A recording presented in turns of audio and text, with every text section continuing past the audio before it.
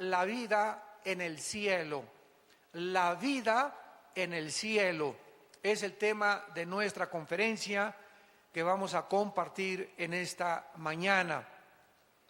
En el Evangelio de Juan, capítulo 14, versículos del 1 al 4, estas palabras de Jesucristo, el Hijo de Dios, fueron dadas a sus discípulos en la víspera de su muerte. Juan 14, 15, 16, 17 son capítulos donde Cristo les da ahora sí que las últimas palabras o el último testamento que les compartiría antes de irse.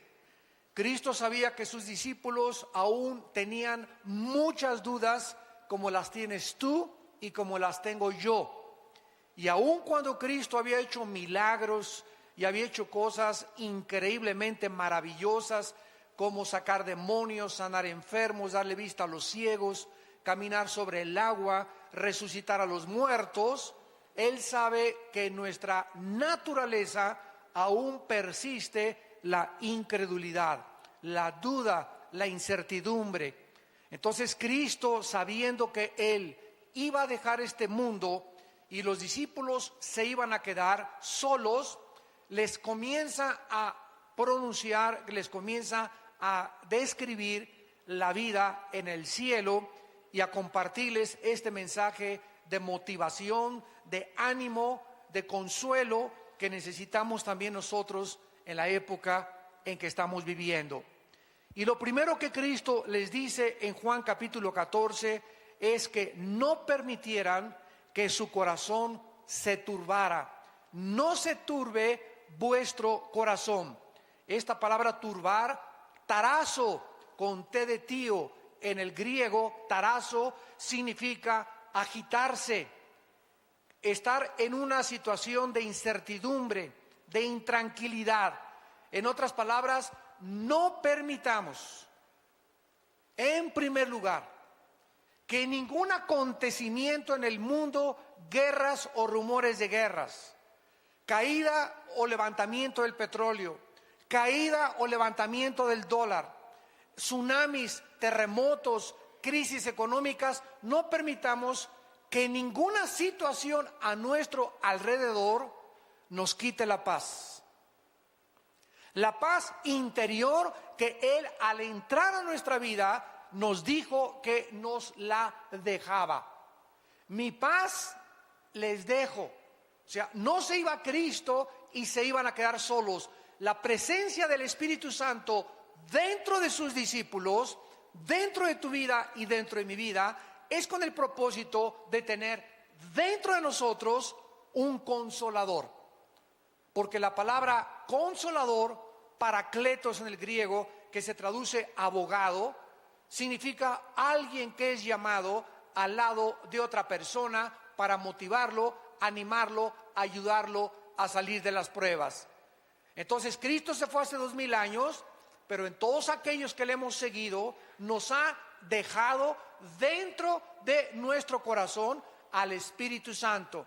Y el Espíritu Santo tiene el propósito de consolarnos hasta que muramos y lleguemos a su presencia, de confortarnos, de animarnos, de poder darnos esa necesidad que tenemos de ánimo para vivir, para poder aguantar hasta el día de nuestra muerte. No permitan que nada les quite la tranquilidad, la paz interior, ningún acontecimiento a nuestro alrededor. ¿Por qué? Porque si creemos en Dios, es exactamente igual que creer en Jesucristo, porque el Padre y Dios son la misma persona. El Padre y yo, dice Juan 10, uno somos. Así que teniendo en cuenta que Cristo bajó del cielo a la tierra y caminó entre nosotros y dijo que el que lo veía a Él había visto al Padre, y que las palabras que Él hablaba no eran de Él, eran del Padre. Los milagros que Él hacía no los hacía Él, los hacía el Espíritu Santo a través del Padre dentro de su vida. Los demonios que Él sacaba, los sacaba el Padre. Cristo no hizo nada que el Padre no haya hecho a través de su vida. Simplemente Él fue como un guante donde Dios entró y cuando movía un dedo era el Padre el que movía. Cuando Cristo hablaba era el Padre el que hablaba. Cuando Cristo caminaba era el Padre el que caminaba. Totalmente rendido como un guante, como mi mano dentro de un guante ante la voluntad del Padre. No se turbe vuestro corazón. Si creemos en Dios, creamos también que todo lo que Cristo dijo fue verdad. Ahora en el versículo 2 al 4 comienza Cristo a describirles que en la casa de su Padre, y sabemos que el Padre vive en el tercer cielo. Vamos a ver más adelante que hay 3 cielos en la Biblia: el cielo atmosférico, número 1, 2, el cielo cósmico de los planetas y las galaxias, y número 3, el tercer cielo, donde hay un trono, donde Isaías, donde el apóstol Juan vieron a Dios sentado en un trono en el tercer cielo, gobernando todo el universo que Él creó. Así que Cristo está describiéndonos que en el tercer cielo, no en el cielo atmosférico, no en el cielo galáctico, sino en el tercer cielo hay muchas habitaciones.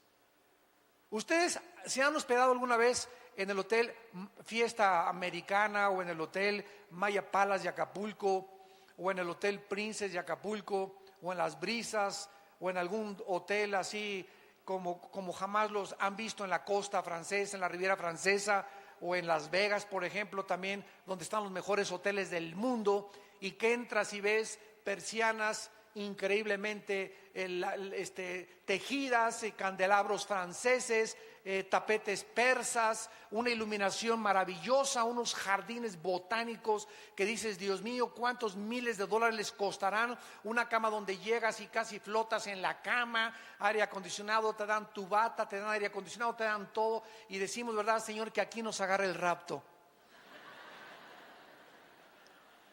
Bueno, si nosotros pudiéramos imaginarnos el confort que podemos encontrar en el mejor hotel donde tú te hayas hospedado, imaginémonos cómo va a ser la habitación que vamos a tener en el cielo. Y de eso se trata este mensaje, cómo vamos a vivir y cómo es el cielo. Entonces, hay muchas habitaciones en el cielo para nosotros. Y Cristo dice, si así no fuera, o sea, si no hubiera muchos lugares donde vamos a vivir en el cielo, entonces Él nos lo hubiera dicho. Pero nos los está diciendo para que creamos que es verdad sus palabras. Entonces Cristo les dice a los discípulos que Él iba a dejar este planeta con el propósito simplemente de prepararnos nuestra habitación. En el antiguo judaísmo, cuando un muchacho le pedía la mano a su novia, el muchacho se separaba 6 meses, 1 año de la novia y tenía que irle a preparar a la novia la habitación, el lugar donde iban a vivir, para que cuando ya pudieran después del desposamiento casarse, por ejemplo, José y María, la madre de Cristo, estaban desposados, o sea, comprometidos, no estaban casados legalmente, estaban comprometidos. Y mientras él estaba comprometido con María, él tenía la obligación de prepararle un lugar a María. Entonces, es exactamente este retrato el que Cristo toma. Él ha ido al cielo a preparar el lugar para que cuando resucitemos y vayamos con Él, podamos nosotros saber que durante todo este tiempo, estos 2000 años, ¿qué está haciendo Cristo sentado a la diestra del Padre, viviendo para interceder por nosotros y al mismo tiempo, imagínense, 2000 años preparándonos una cama, preparándonos un cuarto, preparándonos una mansión, preparándonos, ni nos vamos a imaginar las flores que vamos a ver, las luces que vamos a ver del lugar que Él nos está preparando? Y si me fuere, dice Cristo, y os preparar el lugar, entonces quiero que sepan que voy a regresar. Vendré otra vez. Ya vino la primera vez, nos promete que va a regresar la segunda vez. Y cuando Él venga la segunda vez, viene a tomarnos. Esta palabra tomar paralambano en el griego. Paralambano significa casi arrebatarnos o tenernos cerca de Él. Viene por nosotros, viene a tomarnos para que a donde Él, desde el momento de nuestra resurrección, esté, nosotros estemos por toda la eternidad con Él. ¿Y sabéis a dónde voy? ¿A dónde fue Cristo? A la casa de su Padre. Entonces sabemos el camino. ¿Cuál es el camino para llegar a Dios? La persona de Jesucristo, porque Él dijo: yo soy el camino, yo soy la verdad y yo soy la vida. Existen miles de ateos en el mundo que creen que con la muerte se acaba la existencia del ser humano, por lo que simplemente viven para esta vida, jamás pensando en la eternidad. Los ateos dicen es que el universo es eterno. Todas las cosas han estado como están y seguirán como están desde que las cosas existen, cuando los mismos principios de la primera y la segunda ley de la termodinámica, para que se lo expliques a tu maestro ateo, los principios de las leyes físicas de la termodinámica niegan que el universo pueda ser eterno. El universo tuvo un principio, dice la Biblia: en el principio Dios creó los cielos y la tierra. Y si hubo un principio, tiene que también haber un final. Las mismas leyes del universo nos muestran que el Sol está perdiendo millones de toneladas masa por segundo. Todo tiende al deterioro, todo se está descomponiendo, todo tiende a marchitarse, a descomponerse, a degradarse. Es la ley que se llama también en la física de la entropía. Entonces, las personas que no tienen la esperanza de poder volver a vivir, viven para esta vida. No tienen ninguna seguridad, no tienen ninguna esperanza, no tienen ningún destino, simplemente vivir para esta vida. Sin embargo, Dios nos mandó a Jesucristo a enseñarnos en Juan capítulo 5, versículo 28 al 29, que están muy equivocados. Que Jesucristo, que bajó del cielo, nos dice estas palabras. Juan 5, 28. No se maravillen de esto, porque vendrá hora cuando todos los que están en los sepulcros oirán su voz, y los que hicieron lo bueno saldrán a resurrección de vida, mas los que hicieron lo malo a resurrección de condenación. Vemos pues que solo hay dos lugares después de esta vida. No hay reencarnación como inventaron los filósofos, los budistas, los maometanos, los lamas de la India, del Tíbet. No hay reencarnación. No vamos a regresar a meternos a una cucaracha, ni a una vaca, ni a un chango para seguir evolucionando. Es curioso, a propósito de la reencarnación, que la filosofía de donde surgió la reencarnación, la India, sea la nación más pobre del mundo. Se supondría que después de tantas y miles de reencarnaciones era para que ya hubieran evolucionado. Sin embargo, en la India siguen adorando a los ratones, a las ratas. La gente come en la India junto a los ratones y los deja que coman su comida porque son sagrados. Las vacas son sagradas, y así es el retraso cultural y el paganismo de alguien que inventó y que surgió de esa área geográfica de que existe la reencarnación. Y los tontos en el occidente se lo creyeron. No hay transmigración de las almas, no existe el limbo, un lugar que inventa una religión, que si tú no bautizas a tu niño chiquito se va al limbo de donde lo sacaron. No, ni siquiera está en la Biblia del Mormón, ni en la Biblia de los Testigos de Jehová, ni en la Biblia católica. Es un invento que se sacaron de la manga. Cuando tú a un niño no lo bautizas, dice la Biblia, se va al cielo. no existe tal cosa como un lugar que se llama el limbo. No existe, en cuarto lugar, el purgatorio. Un lugar intermedio donde aquellos que pecaron se van al purgatorio a purificar sus almas, si es que se les dan las famosas misas gregorianas.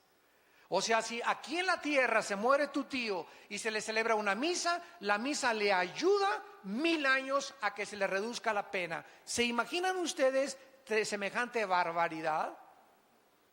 Entonces, la Biblia es muy clara que no hay absolutamente después de que tú te mueras más que el cielo o el infierno, la resurrección para vida o la resurrección para condenación.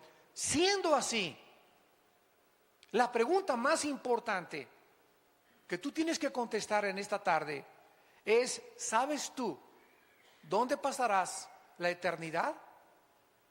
¿Sabes tú que saliendo ahora de este lugar puedes caer muerto, un embolio, un ataque al corazón? ¿Sabes tú que te puedes subir en avión, como hace poco vimos, donde venían autoridades del gobierno y de repente el avión se precipita al cielo? Imagínense, se subieron riéndose, carcajeándose, desayunaron en la mañana, le habló a su esposa: ahorita nos vemos en la tarde, y jamás los ocupantes de esta nave volvieron a ver a sus familias. Iban jóvenes, personas de 40, de 30, de 50 años de edad. ¿Por qué? Porque ninguno de ellos se imaginó que esa era la forma en que iban a terminar y que iban a presentarse delante de Dios.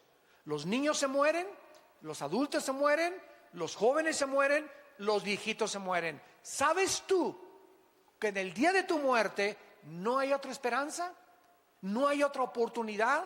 Dios te da en este momento que tú estás oyendo este mensaje la oportunidad de arrepentirte de tus pecados y de venir a la cruz y entregarle tu vida a Jesucristo.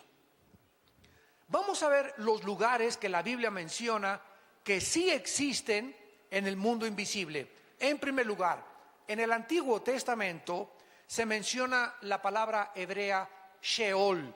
Sheol, que significa en el hebreo lugar de la sepultura o lugar de los muertos. Todos los muertos en el Antiguo Testamento iban al Sheol, y así lo revelaron los profetas del Antiguo Testamento. ¿Qué cosa era el Sheol? Nadie sabía. Únicamente que todos los espíritus, tanto de los buenos como de los malos, descendían al centro de la tierra, porque el Sheol se encontraba en el centro de la tierra. Por ejemplo, dice el libro de los Números, Coré se rebeló contra el pastor y todos los que lo siguieron, los rebeldes, fueron tragados al Sheol vivos. O sea, con todo y cuerpo, con todo y anillo de casado, con todo y la corbata, cayeron y se fueron directamente al Sheol, al centro de la tierra. Entonces, este era el lugar donde todos los espíritus humanos, después de la muerte, descendían a esperar a que Jesucristo muriera en la cruz del Calvario. Cristo baja a la tierra, y cuando se traduce la Biblia del hebreo al griego, esta versión y esta traducción del hebreo al griego se llamó la Septuaginta. Cuando se tradujo la palabra Sheol al griego, se usó la palabra Hades con H, Hades. Y Cristo en Lucas capítulo 16, versículo 19 en adelante, les cuenta una historia a la gente de a su alrededor respecto al mundo invisible, al Sheol, que ahora era el Hades, y les dice cómo era este lugar. Cristo les dice que 2 personas murieron. Uno era incrédulo, el otro era un pobre mendigo llamado Lázaro. Entonces mueren los dos, y el rico, déspota, arbitrario, avariciento, ambicioso, descendió al Sheol junto con la otra persona, con la única excepción que al bajar al centro de la tierra, Cristo nos dice que estaba dividido. O sea, nunca los espíritus humanos que descendieron en el Antiguo Testamento estaban junto con los espíritus humanos de los justos. Este lugar en el centro de la tierra estaba dividido por una gran cima, una gran barrera. De un lado estaba el infierno, que se usa la palabra Gena en el griego para describir el infierno, que era el lugar donde tiraban la basura los judíos, y ese lugar se llamaba Gena, y usa Cristo esa palabra Gena para describir que era el lugar donde ardía el fuego. Y las personas en el infierno que murieron en el Antiguo Testamento estaban en el infierno ya sufriendo. Uno de ellos pedía a gritos que le dieran una sola gota de agua para poder aliviar su dolor en la lengua. Las personas en el centro de la tierra, en el infierno, Cristo dijo que tienen memoria. En esta historia, esta persona le grita y le dice: Padre Abraham, yo tengo muchos familiares allá en Metepec, allá en Lerma, por favor vayan y díganles que es verdad que existe el infierno, que no vayan cuando se mueran a caer a este lugar, de lo burlón que yo fui, de lo parrandero, borracho y jugador y mentiroso que yo fui. No quiero que vengan mis familiares a este lugar. Y Abraham le contestó y le dijo: ¿sabes una cosa? Que a través de los milagros nadie se va a convertir. Aunque un muerto se les aparezca, no se van a convertir. Ahí tienen a la Biblia, a Moisés y a los profetas. Y el que no se convenza a través de la predicación de la Biblia, porque la fe es por el oír, no es por ver, no es por ninguna otra cosa más que por oír la palabra de Dios, nadie se va a convertir. Esta fue la manera que Dios escogió y diseñó para que entráramos al cielo, creyendo la predicación del Evangelio de la gracia de Dios, de Jesucristo. Entonces el Hades, que se tradujo del Sheol, el Señor Jesucristo reveló que estaba dividido en dos partes. En un lado estaban los condenados y en el otro lado estaban los justos, desde Adán, Moisés, Abraham, Isaac, Jacob, José, Daniel. Todos se encontraban en el lado del seno de Abraham. Así se le llama, y también se le llama el paraíso. Entonces, esta palabra, dice la Biblia, es la que se usó para describir este lugar. Muy bien, cuando Cristo muere, Él desciende al Hades, al centro de la tierra. Su cuerpo de Cristo se queda en la tumba. Ahí se quedó su cuerpo de Cristo, porque su cuerpo no había sido aún glorificado, y bajó en espíritu al centro de la tierra.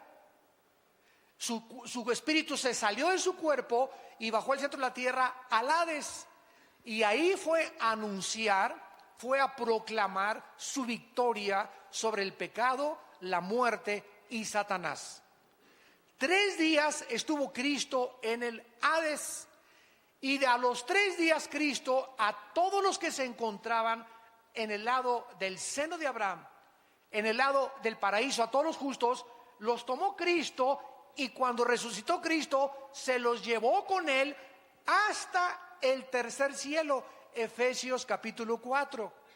Subiendo a lo alto, se llevó cautiva a la cautividad, y se presentó en el tercer cielo ante su Padre con todos estos millones de justos que habían creído el Evangelio en el Antiguo Testamento a través de la fe y de la gracia de Dios, y ahora se quedaron allá en el cielo. Y de Cristo a nuestros días, desde la resurrección de Cristo hace 2000 años hasta nuestros días, todos los espíritus humanos que se mueren sin Cristo siguen descendiendo al centro de la tierra, al Sheol, al Hades. Ahí sigue estando, aquí en el centro de la tierra, el infierno. Hace algún tiempo yo había escuchado que habían sacado unas grabaciones de unos geólogos que habían metido unas sondas y habían tratado de entrar lo más que se pudiera al centro de la tierra, y escucharon gritos como de encadenados, gritos de desesperación. Y hace poco leí de un hermano cristiano con un hombre bastante serio y con una integridad del ministerio, que me dijo que había otro equipo de personas que en el Triángulo de las Bermudas, el oceanógrafo Jacques Cousteau escribió en sus memorias, que es uno de los oceanógrafos más importantes, que cuando descendieron en el Triángulo de las Bermudas, que es un triángulo que está en el Mar Caribe, que es un triángulo con Cuba, las Bahamas y Miami, que se llama ese triángulo, que han desaparecido barcos y han desaparecido aviones. Ahí se encontraron, en el fondo metieron la sonda y fue donde descubrieron los gritos de personas, eran como gritos de humanos que gritaban y como de encadenados, que nos muestra, ¿verdad? Yo lo creí porque la Biblia dice que una de las entradas al infierno es ahí en el Triángulo de las Bermudas. ¿Dónde lo dice? En Isaías capítulo 27, que Satanás es la serpiente del mar, la serpiente que se mueve en el mar. Y entonces, si el centro de la tierra es el lugar del infierno actualmente, tiene que haber salidas. Y una de las salidas del infierno son los volcanes también. Por eso siempre sale de los volcanes lava, azufre y fuego, que de acuerdo a la Biblia son los elementos que componen el infierno. Muy bien, tenemos en tercer lugar otro lugar invisible que la Biblia llama el Tartarus. Segunda de Pedro 2:4. Segunda de Pedro 2:4. Veamos todos estos lugares importantes, invisibles, donde se encuentran ángeles o demonios o espíritus humanos. Y antes de ver esta palabra en segunda de Pedro capítulo 2, quiero recordarles lo siguiente. En el infierno, en el centro de la tierra, no se encuentra Satanás, ni tampoco ningún demonio. Así que no vayan ustedes a seguir creyendo ese cuento, ¿verdad?, de que se quemen con los demonios en el infierno. Los espíritus humanos se encuentran en el infierno nada más. Vamos a ver ahorita que los ángeles tienen otra prisión que se llama Tartarus y los demonios tienen otra prisión que se llama el abismo.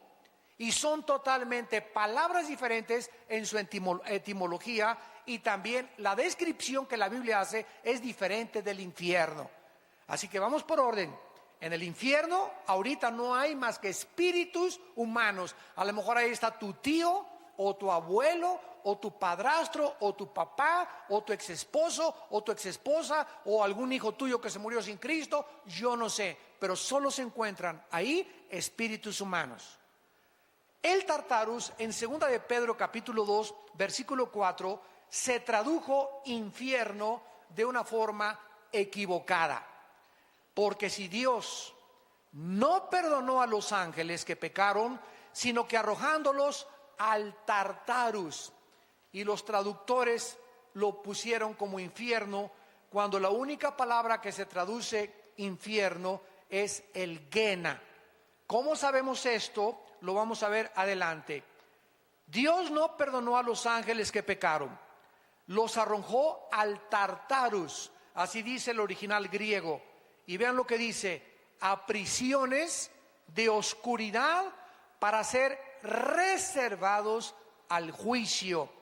¿A qué ángeles se refiere el apóstol Pedro? Porque cuando Satanás se rebeló y encabezó la rebelión, se llevó a la tercera parte de los ángeles. Entonces tenemos en el universo una tercera parte de ángeles. Los ángeles no son demonios. Los demonios son criaturas diferentes a los ángeles caídos. Lo vamos a ver también. Satanás se rebela y se lleva a la tercera parte de los ángeles. Se quedan del lado de Dios 2/3 partes. Entonces hay una tercera parte contra 2/3 partes en el universo de ángeles malos contra ángeles buenos. Entonces superamos los ángeles de Dios a las huestes de Satanás. Gracias a Dios, son más ángeles que se quedaron con Dios que los ángeles que se rebelaron. Cuando Satanás se rebeló contra Dios y se llevó a la tercera parte de los ángeles, se partió el corazón de Dios. Pero Dios les había dado el libre albedrío, como te lo dio a ti, como me lo dio a mí. No podía decirles, no, por favor, no se vayan, quédense con nosotros. Él no podía hacer eso porque somos responsables de nuestras decisiones y de las consecuencias de las decisiones que hacemos.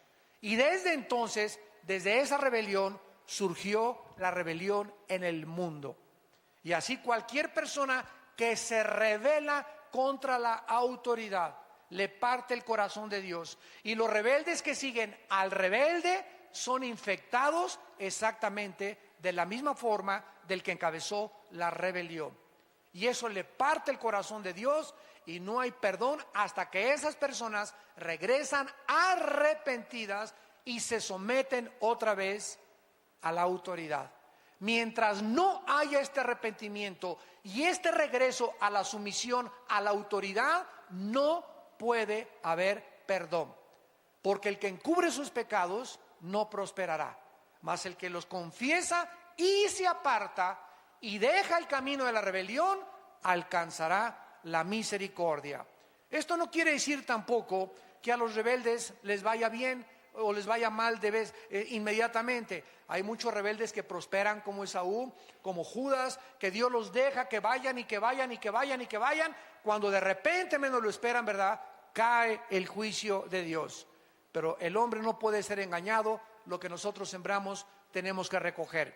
Veamos pues este lugar de los ángeles que pecaron y no son los que cayeron con Satanás. Porque si todos los ángeles estuvieran ya en las prisiones, Apocalipsis 12 dice que en la última guerra final peleará Miguel y sus ángeles contra Satanás, el dragón y sus ángeles. Entonces, de esa tercera parte que se rebeló contra Dios, hay otro grupo de ángeles que después de esa rebelión pecaron otra vez contra Dios, pero de una forma todavía mucho más grave, donde Dios los tuvo que sacar del espacio y meternos a este lugar que se llama el Tartarus para que esperaran el juicio. Y estos ángeles son los ángeles de Génesis capítulo 6, que son los que vieron mujeres humanas y de alguna forma se mezclaron con las mujeres humanas. No sabemos qué tipo de mezcla hubo. Lo único que sabemos ahora, a la luz de la ciencia y de la genética, es que Satanás y los ángeles y los demonios tienen un conocimiento de la genética humana sobrenatural. Estos ángeles en Génesis 6 pervirtieron la genética humana. ¿Cómo lo sabemos? Porque versículos más adelante, versículo 4 y 5 de Génesis 6, nacieron de repente gigantes de 4 o 5 metros de estatura y eran deformes. Estos no los creó Dios. Hubo una deformación genética donde estos gigantes medían 4 o 5 metros y tenían 12 dedos en las manos y tenían 12 dedos en los pies, de acuerdo a 2 de Samuel capítulo 21. Y estos gigantes son los que se pusieron en la frontera cuando Dios iba a introducir a su pueblo a Canaán. Se pusieron en la frontera y espantaron a los israelitas para que no entraran a la tierra de Canaán. Y cuando mandó Moisés 2 espías para poder entrar a Canaán, regresaron los espías. Oye, Moisés, increíble, son gente que parecemos langostas comparados con ellos. En el hebreo se usa la palabra refaitas, que se tradujo gigantes porque venían de Rafá, otra de las tribus que poblaron Canaán. Casi todo Canaán eran gigantes. Los somsomeos, los rafaitas, bueno, todo estaba poblado casi de gigantes, y esto fue lo que espantó al pueblo de Dios. Son demasiados gigantes, no podemos con ellos. Cuando más adelante, ¿se acuerdan ustedes de David? Un muchacho que cantaba a Dios, santo, santo, alabado sea el Señor, con su arpa, y de repente le dice a su papá David, oye, ve al campo de batalla, porque todos están paralizados por el temor, nadie quiere moverse, porque hay un gigante llamado Goliat, que ha retado al ejército de Saúl y les ha dicho: a ver, ¿quién en 40 días les doy para que me presenten a un guerrero? Y si él me vence, y nosotros nos rendimos a ustedes, y si no, ustedes serán esclavos de nosotros. Y nadie, ni el rey Saúl, ni los guerreros de Saúl estaban espantados. Nadie quería enfrentarse con Goliat. Y cuando David entra al campamento y oye al gigante retando al pueblo de Dios, gritando, insultando al pueblo de Dios, blasfemando al pueblo de Dios y al Dios de los ejércitos, le da la comida a sus hermanos y se presenta con Saúl y le dice: Saúl, déjame ir a pelear contra ese incircunciso filisteo, hijo de María Bonita, que vas a ver lo que le va a pasar. Sí, cómo no, David, bueno, ya ahorita recurrimos a ti como última esperanza, pero ponte tu armadura. No, qué armadura ni qué nada. Yo no necesito ninguna cosa humana. Este pleito es espiritual. Este pleito no es de lanza contra nada. Señor, tú en el pasado los osos querían a tus ovejitas morderlas, y yo agarré la onda y maté al oso y maté al león. A esta onda, que la sé mejor manejar que la espada y que la lanza, va a ser contra ese incircunciso. Yo voy a él en el nombre de Jehová de los ejércitos. Y David se enfrenta a Goliat y le clava la piedra exactamente en el lugar vulnerable que tenía y que no lo tenía protegido. Desde entonces todos los cascos militares los hicieron así, protegiéndoles la frente. Y eso es verdad, ¿eh? Todos se acordaron de Goliat. Entonces vemos, ¿verdad?, de qué forma es David. Y Goliat tenía 5 hermanos, de acuerdo a 2 Samuel 21. Y ustedes leen la vida de David. David fue el hombre que mató al primer gigante y que acabó con todos los gigantes. Y es interesante que David, cuando se acercó a Goliat, juntó 5 piedras. 5 es el número de la gracia. En otras palabras, cuando David se enfrentó a gigante, dijo esto cuando metió las 5 piedras: si me salen los 4 hermanitos, a los 4 me los echo también. Fue profética la batalla entre Goliat y David. Los gigantes habitaron durante 1000 años, de acuerdo a la Biblia. 1000 años poblaron el planeta Tierra los gigantes. ¿Quién cargó las pirámides de Egipto? Que pesan 2,5, 6 y 8 toneladas cada una. ¿Quién pudo haber puesto las pirámides que están orientadas a los signos del zodíaco en el cielo? Tanto las pirámides de Egipto como las pirámides de Teotihuacán y las de los mayas están orientadas, y cuando sale el sol tienen el equinoccio perfecto de acuerdo a la astronomía. ¿Quién les reveló? Escuchen esto: no existe ningún historiador, ningún paleontólogo, arqueólogo que nos pueda decir quién construyó las pirámides, ni la edad de Keops, Kefren y Miserino, las principales pirámides de Gizá. ¿Por qué? Porque no se sabe quién las construyó ni cómo las construyeron.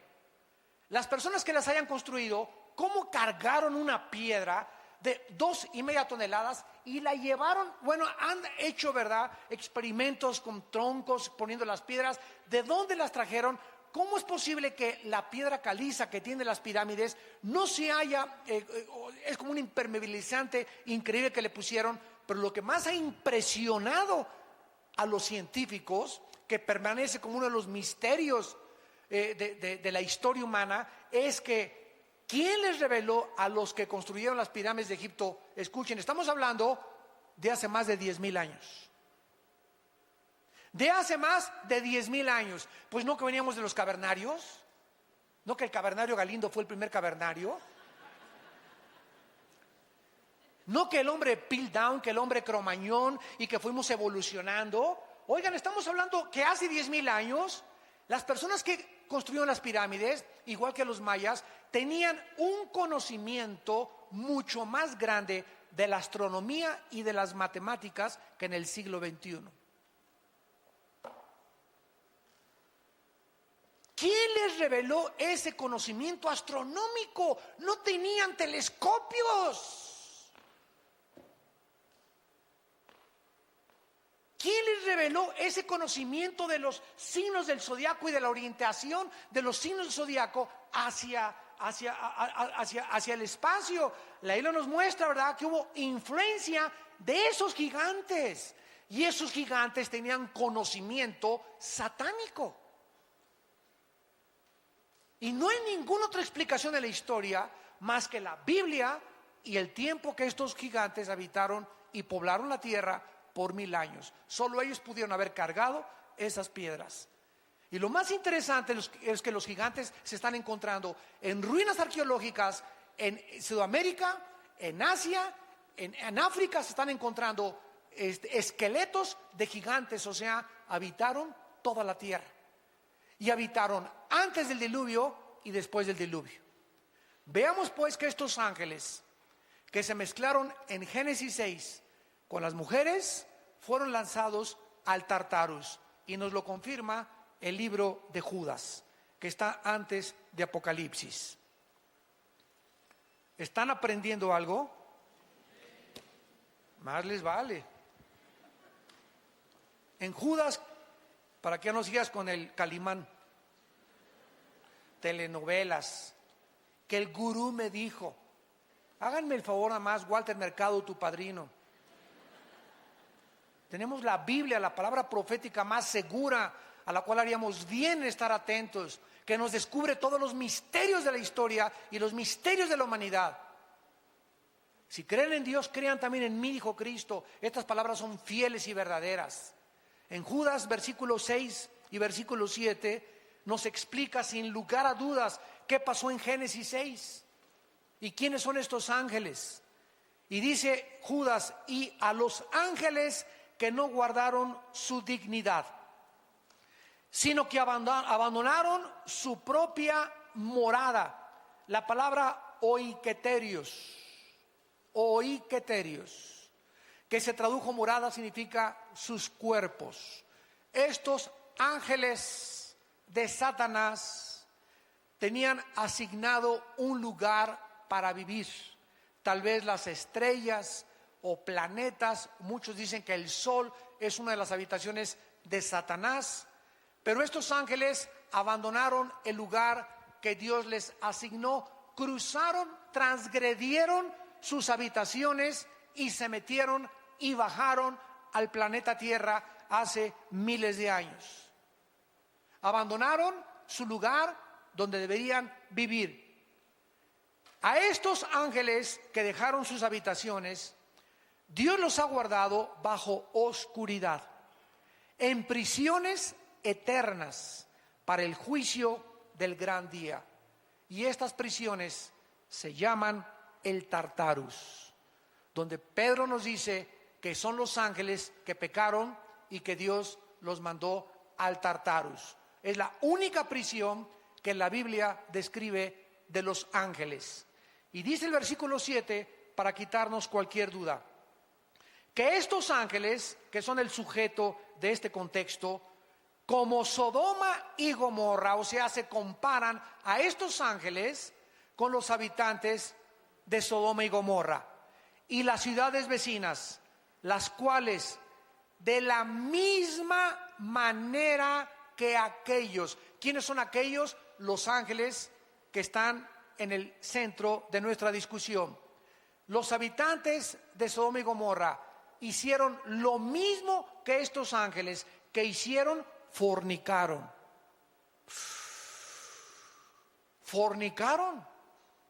Los ángeles pueden fornicar. Bueno, la palabra fornicar tiene varias y diferentes connotaciones. La palabra fornicar, porneia, de ahí viene la palabra pornografía, significa en la Biblia relaciones sexuales ilícitas. Dios creó el sexo y solo Dios puede determinar y autorizar dónde, cuándo y cómo podemos usar el sexo. El sexo no lo inventaron los psiquiatras, ni los psicólogos, ni los sexólogos, ni los sociólogos. Ningún ser humano tiene la autoridad de decirnos qué es el sexo y cómo debe ser usado el sexo. Así que si alguien te dice que tú eres hombre y te vistes de mujer y los sexólogos te dijeron que está bien, son unos mentirosos porque ellos no inventaron el sexo. Si tú no naciste hombre y te ves en el espejo y tienes el órgano masculino, entonces es que eres hombre. Y si tienes una mentalidad diferente, es que tienes un tornillo flojo en la mente.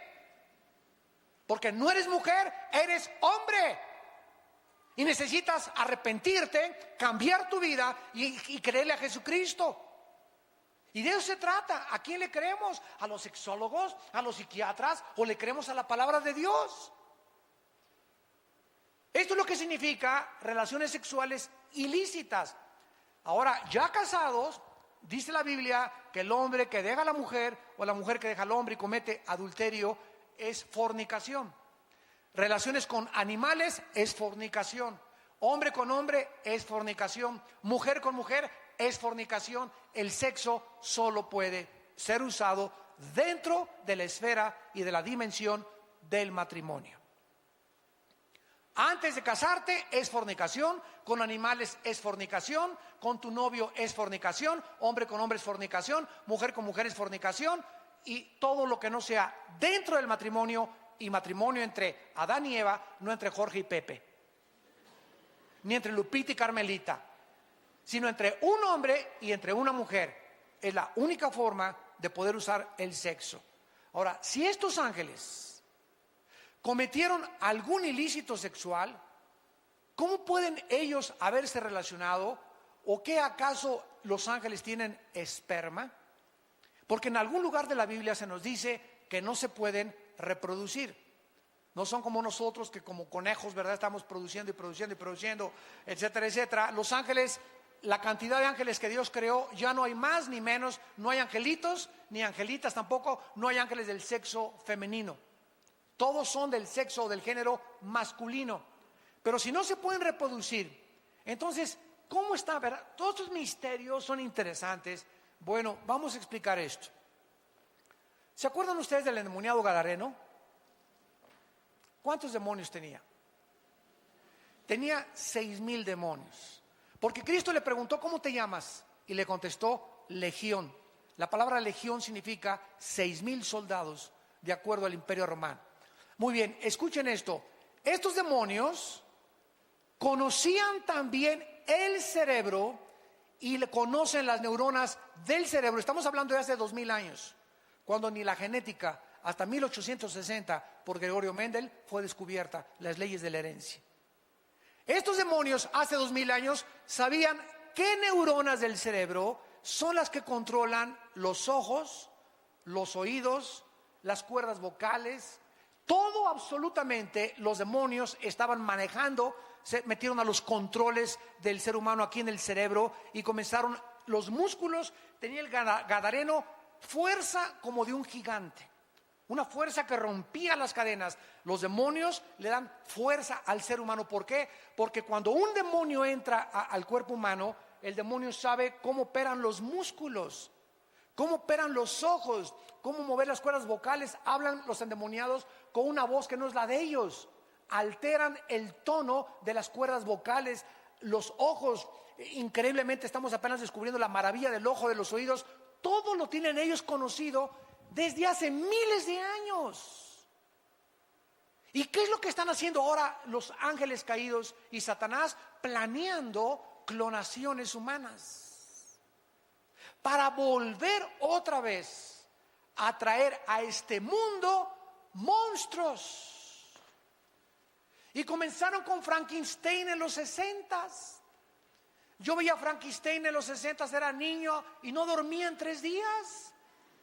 Ahora ven a Frankenstein los niños y se echan de carcajadas enfrente de él, comparado con Godzilla y con las monstruosidades increíbles que ahora ha producido Hollywood. Ya aparece Frankenstein, Pinocho con los monstruos de ahora. Ya vas a las películas y todos son demonios, apariciones, etcétera, etcétera, porque el diablo está preparando a los niños para los monstruos que van a comenzar a surgir y las clonaciones genéticas entre animales y hombres que aparecen en Apocalipsis capítulo 9. Está preparando a nuestros hijos para que cuando aparezcan se rían enfrente de ellos y los vean como algo absolutamente normal. Muy bien, si los demonios y Satanás tienen la característica de poder conocer nuestros genes, las neuronas de nuestro cerebro, nuestro sistema nervioso, nuestro sistema muscular, etcétera, etcétera. Pueden también los demonios meterse al esperma. En un esperma de los 500 millones que existen o 600 que salen en cada eyaculación de un varón, un solo esperma entra para la ovulación y para la fertilización, para que se produzca un ser humano, que se llama cigote, feto y después ya bebé. En un solo esperma de los millones microscópicos que tenemos caben más de 100,000 demonios. O por lo menos tienen la facultad de poder ir en ese esperma y alterar para que el niño que nazca con 2 cabezas, nazca con pie equinovaro, nazca con un defecto o dividido, un chivo con una cara de una cosa y cosa otra cosa, cualquier cosa que sea antinatura, que va en contra de la creación original, es de carácter demoníaco. Por eso, ¿verdad? Tomar drogas en el embarazo, alcohol en el embarazo, fumar en el embarazo, ya no significa que Dios lo haya hecho así. Somos responsables nosotros de la forma como nos cuidamos o como se cuidaban las mujeres o con quién te metiste o el SIDA que te contagió esa persona, y ya Dios se hace a un lado y nos deja recibir lo que nosotros sembramos. Y ninguno podemos culpar a Dios de lo que ha sucedido en el mundo, porque es la obra de nuestras propias decisiones y nuestro libre albedrío. Estos ángeles que se mezclaron con las mujeres humanas no necesariamente les comunicaron su esperma, porque ya vimos que no se pueden reproducir, pero lo que hicieron estos ángeles a la luz de la genética del siglo XXI es que alteraron los genes de las mujeres humanas. Satanás tiene la facultad de poder alterar los genes. Si nosotros permitimos, porque sin nuestro consentimiento ni Dios ni el diablo se meten a nuestra vida. ¿Me escucharon muy bien? Ningún demonio puede tener nada con mi vida sin mi consentimiento. Cualquier actividad de los demonios en mi vida es porque yo les di permiso. Y cualquier cosa que Dios tenga con mi vida es porque yo se lo permití a Dios. Dios no viola mi libertad, ni tampoco los demonios. Esta es la característica donde el hombre decide y es responsable de cada decisión que hayas tomado en tu vida. No le eches la culpa ni a Dios, ni al diablo, ni a tu mamá, ni a la suegra, ni a tu papá que te violó, ni a tu madre, ni a tus hermanos, a nadie. La única razón por la cual tú eres como eres es porque tú has escogido ser lo que tú eres. Mi mamá fue prostituta. No tienes por seguir los pasos de tu mamá. Me crié en un hogar, bueno, Cristo te puede sanar. Y es más grande la gracia que las maldiciones que heredamos. Y finalmente vemos nosotros que no solamente la Biblia nos demuestra esto, sino que nos demuestra también, gracias a Dios, que tenemos una casa intermedia cuando nosotros morimos. 2 Corintios capítulo 5, terminamos y dice la Biblia que cuando nosotros morimos, si tú mueres hoy en la noche, es muy importante este estudio. Si tú mueres hoy en la noche, amado santo que me escuchas, o santa, Santa Tomasa, o San Anselmo, si tú mueres hoy en la noche, tu espíritu y tu alma se salen de tu cuerpo y nos vamos derechito al cielo. Los ángeles de Dios vienen a recogernos. El momento en que cierras tus ojos y te desconectas de tu cuerpo y tu alma, porque el cuerpo, dice Santiago 2, no puede vivir sin el espíritu, en lo que le da vida al cuerpo es el espíritu. El momento en que tu espíritu se sale, el cuerpo se muere, se diagnostica que estás muerto, te entierran, te creman, no importa lo que te hagan, te vas a la tierra y tu espíritu y tu alma se van directamente al cielo con los ángeles escoltándonos, porque para pasar el primer cielo, que está ocupado por Satanás, es territorio enemigo, necesitamos guaruras que nos escoltan para poder, y se hacen a un lado los demonios porque van los ángeles que son más poderosos que los ángeles caídos para llevarnos a la presencia de Dios. Cuando estemos allá en el cielo, se nos va a dar un cuerpo intermedio. Si tú mueres hoy en la noche, tu espíritu, alma se va al cielo, mi espíritu se va al cielo, y cuando estemos en el cielo, como Cristo no ha bajado todavía a resucitar a los muertos, que es cuando se nos va a dar el cuerpo glorificado, mientras estamos en el cielo, 2 Corintios 5, dice Pablo, sabemos que si nuestra morada, miren cómo le llama Pablo al cuerpo, morada terrestre. Si nuestra morada terrestre, este tabernáculo, se deshiciere, tenemos de Dios un edificio, o sea, una casa no hecha de manos, eterna en los cielos. Por esto también gemimos, deseando ser revestidos, o sea, vueltos otra vez a vestir de aquella nuestra habitación celestial. Pues así seremos hallados vestidos y no desnudos, porque asimismo los que estamos en este tabernáculo o en esta casa o en este envase, gemimos con angustia porque no quisiéramos ser desnudados. Nadie quiere morir, ¿verdad? ¿Qué es la muerte? Simplemente que se nos va a quitar un traje. Esa es la muerte. Este traje temporal que tienes tú y que tengo yo, unos tienen traje de mujer, otros tienen traje de hombre. Y Dios te puso el traje de mujer y a otros les puso Dios el traje de hombre. Pero el que tiene el traje de mujer es espíritu y el que tiene el traje de hombre es espíritu, y los espíritus no tienen sexo. Simplemente Dios vistió a dos espíritus con un traje y a otro con otro traje porque a Dios le dio la gana para reproducirnos. Y aceptemos el traje que Dios nos dio y el traje que Dios te dio. Si eres mujer, acepta lo que eres. Si eres hombre, acepta lo que eres. Entonces, cuando se deshaga este traje, se nos va a vestir, vamos a tener el alma y el espíritu, que es la esencia de nuestro ser, vamos a ser vestidos con otro traje. Y con un traje temporal mientras Cristo desciende al mundo. Cuando Cristo venga en el rapto y resuciten los muertos, entonces vamos a resucitar y vamos a tener un cuerpo semejante al cuerpo de la gloria de Jesucristo. Un cuerpo sin sangre, un cuerpo sin deterioro celular, un cuerpo joven, eterno, radiante, que Rambo, ni que John Travolta, ni que nada, ni que Brad Pitt, ni que Tom Cruise, ni nada. Vamos a tener un cuerpo que va a durar por toda la eternidad, donde va a tener acceso a subir y bajar, vamos a volar. No me da tiempo de contarles todos estos detalles. Es infinito este estudio del cielo. Vamos a poder comer otra vez también. No lo explico sin sangre, pero Dios va a hacer otros, páncreas, otro estómago. No sé qué sistema de esófago y de digestivo va a ser Dios, pero no va a ser ya la sangre la que va a correr en nuestro cuerpo. Vamos a poder comer pez, vamos a poder comer miel. Vamos a reproducirnos. Isaías 65. Para que no digan el hermano está inventando, Isaías 65 dice claramente que vamos a reproducirnos sexualmente, vamos a seguir teniendo familia en el milenio. Muchachas, no se apuren. Muchachos, tranquilo, sereno moreno, hay chance todavía. Así que no se coman la torta antes de tiempo. Y todas estas cosas están prometidas para aquellos que en esta mañana le han entregado su vida al Salvador.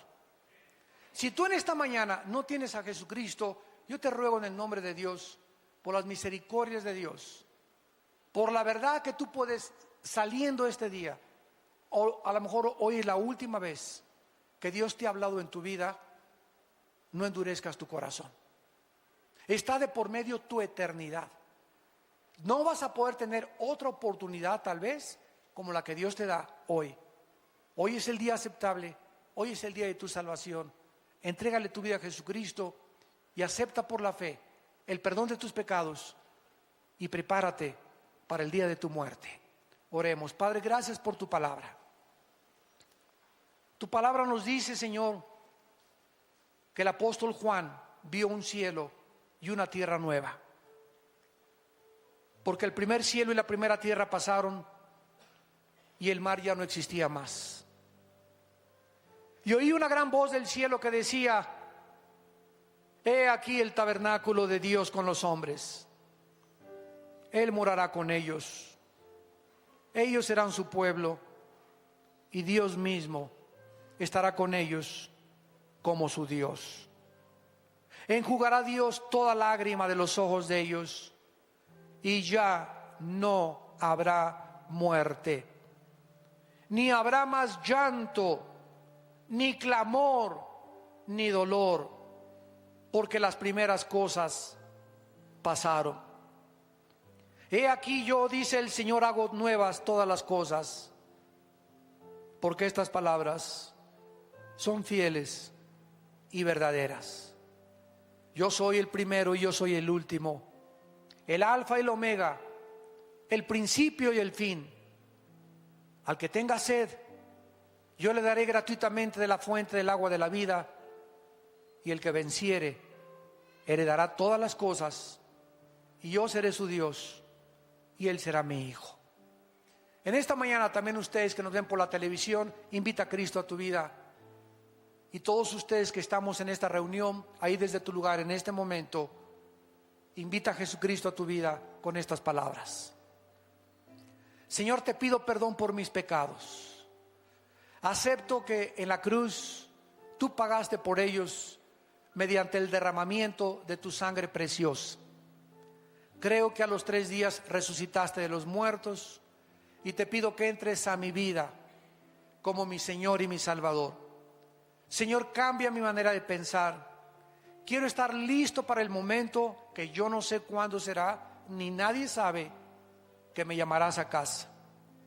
No quiero que me tome la muerte desprevenido, ni quiero abrir mis ojos en el Hades, en el infierno, donde no tendré nunca la oportunidad de hacer la decisión que estoy haciendo en este momento, en que me encuentro con salud y con una mente despejada para creer en ti.